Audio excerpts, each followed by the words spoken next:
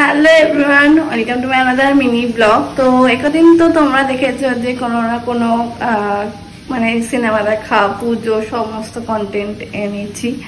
তো আজকে অনেকদিন পরে ডেলি ব্লগ আমি করছি। তো এখন বাজে 1:30। তো আজকে অনেকদিন পরে একটু রান্না করছি, মানে রান্না প্রায় করি আমি, বাট খুব একটা ভালো মন্দ রান্না খেতে পারি না, কি করবো আর কষ্ট। তো আজকে রান্না করছি একটু চিংড়ি মাছ আছে, তো চিংড়ি মাছ দিয়ে একটা তরকারি টাইপের করছি, সবজি যেটা আমার লাগেই খেতে। তো এই যে এখানে হচ্ছে কুমড়ো, তারপরে বিনস, পেঁয়াজ দিয়ে একটা সুন্দর মাখা মাখা একটা তরকারি হবে। আর কিছুটা চিংড়ি মাছ রেখে দিয়েছে, এটা দিয়ে করব হচ্ছে চিংড়ি পোস্ত। আর এখানে মটর ডাল সেদ্ধ হতে দিয়েছি, মটর ডাল দিয়ে মানে টক ডাল হবে।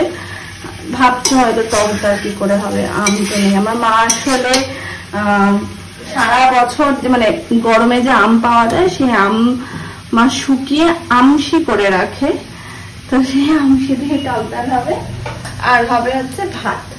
তো আমার মা চিংড়ি মাছটা কেটে দিয়েছে, আমি আবার ওপর থেকে চিংড়ি মাছটা পরিষ্কার করে দিলাম।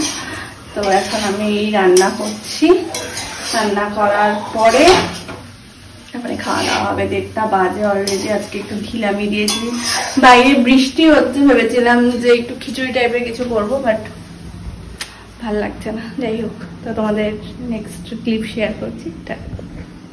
তো বাইরে দেখছিলাম বৃষ্টি, আর আমাদের পাশের বাড়িতে ঘর ভেঙে পাকা বাড়ি হচ্ছিল। তো আমার দেখতে খুব ভালো লাগে, এরকম সেটা আগেও শেয়ার করেছি, তো সেটাই দেখছিলাম।